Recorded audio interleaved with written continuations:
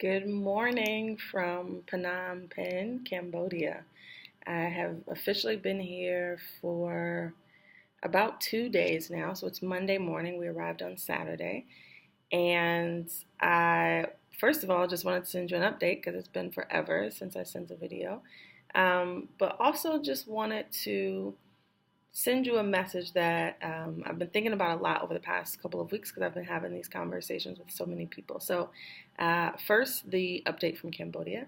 I am recording this video from my bedroom. I don't know if you can see it, but I'm going to turn my camera around slightly so that you can see the view outside of my window. That is the view that I have of the city.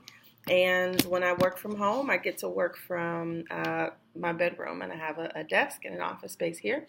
The city is beautiful, and it is so different from Malaysia and Vietnam, more so in the sense that it is way more laid back. It is a chill place in comparison.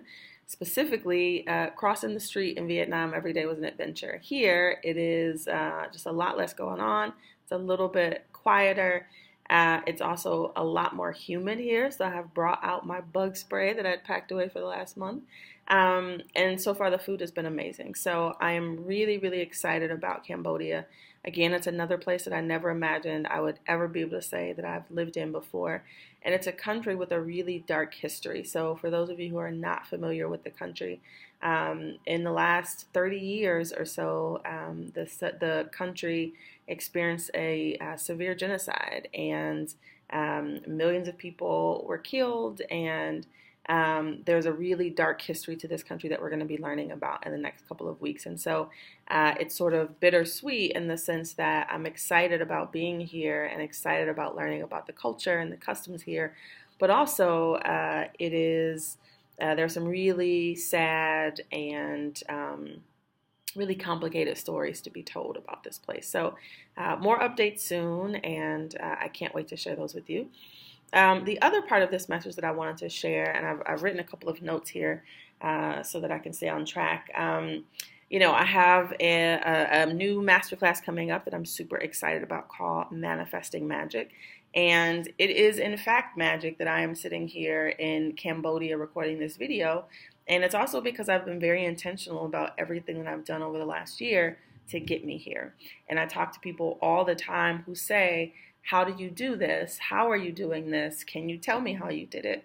And so for those of you who are still thinking about whether or not this class is for you, I wanted to share 3 things that we're going to be talking a little bit more about in greater detail in the course. But I wanted to give these to folks now because I just continue to hear them. So these are 3 self-sabotaging lies that we tell ourselves that help us to continue to play small and further keep us away from our dreams. So I'm going to repeat that. 3 self-sabotaging lies that we tell ourselves that keep us playing small and farther away from our dreams. And the first one is that I don't have time. I hear this all the time from people who say, I work full time. I don't have time to start that business. I don't have time to write that book. I don't have time to travel the world. And I'm a firm believer that we make time for the things that we want to make time for. And in preparation for this journey, I didn't even really know that I was preparing for remote year.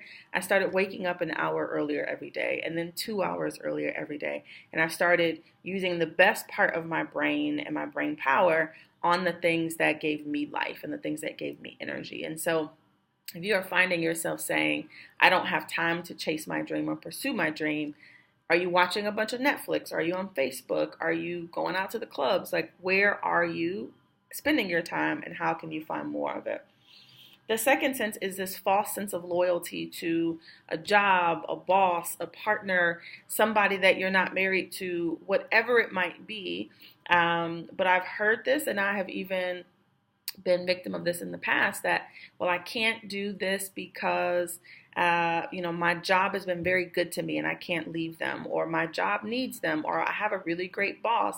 And the reality is there is no such thing as job security. And so if you think that job won't fire you if shit gets rough, or lay you off if finances get tight, you're in for a big surprise. And so having been fired from a job that quite frankly, I didn't want to be at anyways. I still had a false sense of loyalty to the fact that they needed me and I needed to be there. And they let me go so fast, didn't think about it. And it was a really good reminder for me that there is no such thing as job security. So that paycheck that you're clinging to, the good job that you're clinging to, it just doesn't exist.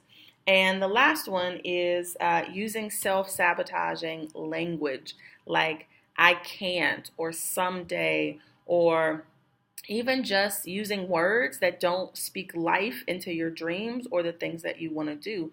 And so I challenge you to think about that as you're speaking over your own life. And so rather than using words like someday or I wish or I can't, those are not words that are in my vocabulary. And so for those of you who are interested in figuring out how the heck I am living in Cambodia and traveling the world, how I was able to quit my job, start the dream business, and create the life of my dreams, I'm hosting a brand new course this Thursday called Manifesting Magic, 5 Steps to Turning Your Wildest Dreams into Reality. And I want to teach you all of the things that I've learned over the past year that have helped me do that for myself. So there is a link below this video for you to register. Space is limited. I'm only teaching this course live once this year. So if you're interested in signing up, please check out the link below. Also, greetings from Phnom Penh, Cambodia. And until next time, I'll talk to you soon. Bye.